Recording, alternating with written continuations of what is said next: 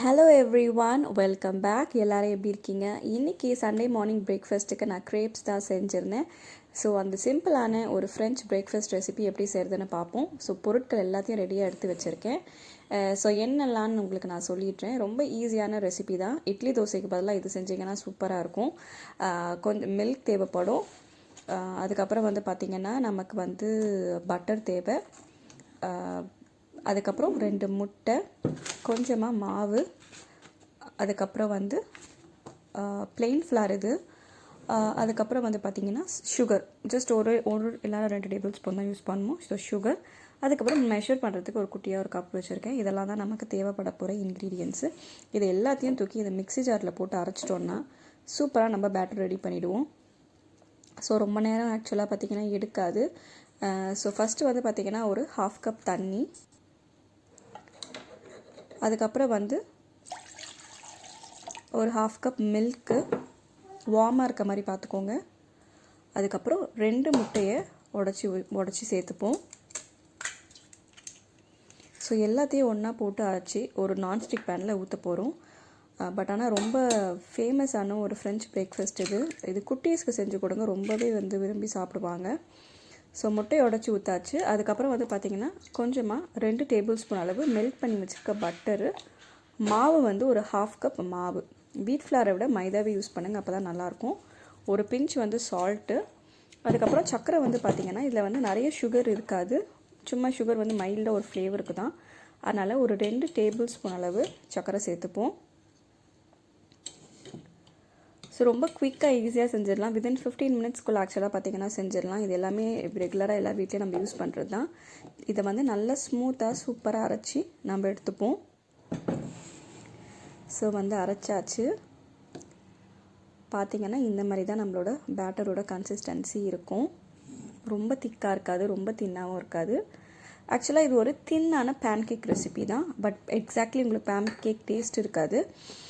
இந்த மெஷரிங் கப்பில் தான் நம்ம எடுத்து பேனில் ஊற்ற போகிறோம். அதனால் ஒரு குட்டி கப்பு மாதிரியோ ஒரு கரண்டி மாதிரியோ வச்சுக்கோங்க, அப்போ தான் ஈஸியாக இருக்கும். இப்போ இதை ஒரு பாத்திரத்தில் நம்ம ட்ரான்ஸ்ஃபர் பண்ணி ஊற்றிடுவோம். இதில் நிறைய பபிள்ஸ் இருக்கும், ஏன்னா மிக்சியில் அரைச்சதுனால. ஒரு ஃபியூ செகண்ட்ஸ் வெயிட் பண்ணுங்கள், பபிள்ஸ் எல்லாமே போன பிறகு நம்ம ஊற்றுவோம். நான்ஸ்டிக் பேனை எடுத்துக்கிட்டிங்கன்னா ஈஸியாக இருக்கும், ஏன்னா நம்ம ஆல்ரெடி இதை பட்டர் போட்டிருக்கனால நமக்கு ஸ்டிக் ஆகாது.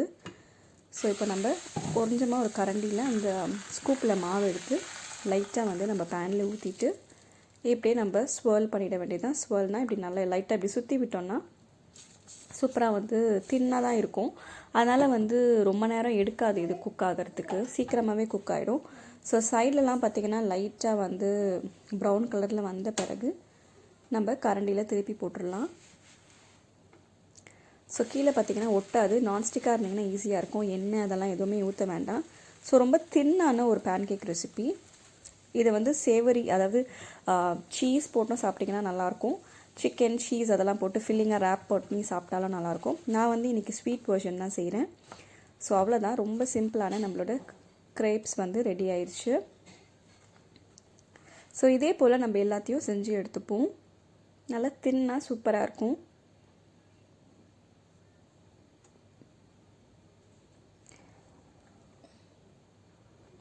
ஸோ 5 கிரேப்ஸ் நான் இப்போ எடுத்து வச்சுருக்கேன்.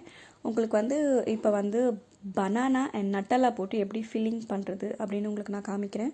குட்டீஸ்க்கு ரொம்ப ரொம்ப ரொம்ப பிடிக்கும் அது பனானா அண்ட் நட்டலா ஃபில்லிங்கு. ஸோ ஒரு பனானாவை குட்டி குட்டியாக கட் பண்ணி எடுத்து வச்சுக்கோங்க, நட்டலாவையும் எடுத்து வச்சுக்கோங்க.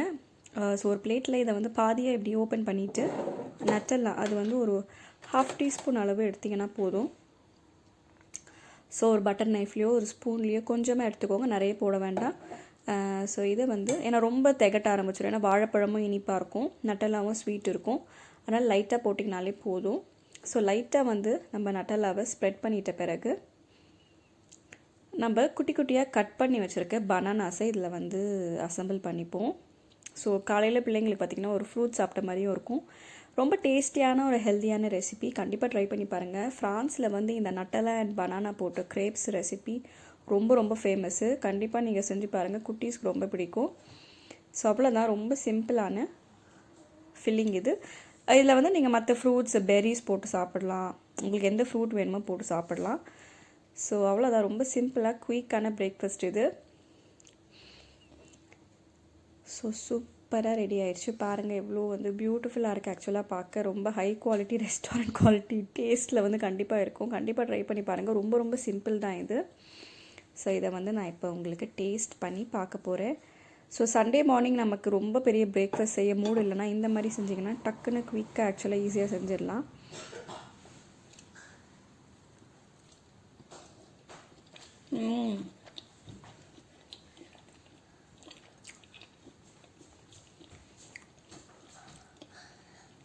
ரொம்ப ஃபேண்டாஸ்டிக்காக இருக்குது நட்டாலா போட்டது. ஸோ கண்டிப்பாக ட்ரை பண்ணி பாருங்கள். குட்டீஸ்க்கு இந்த மாதிரி செஞ்சு கொடுங்க, ரொம்ப ரொம்ப பிடிக்கும். ஓகே காய்ஸ், இப்போ இதான் என்னோடய பிரேக்ஃபாஸ்ட்டு. நான் சாப்பிட்டு என்ஜாய் பண்ண போகிறேன். கண்டிப்பாக இதை ட்ரை பண்ணி பாருங்கள். வேறு ஒரு புது வீடியோவில் நான் உங்களை வெட்னஸ்டே பார்க்குறேன். தேங்க்யூ ஸோ மச் ஃபார் வாட்சிங். பாய்.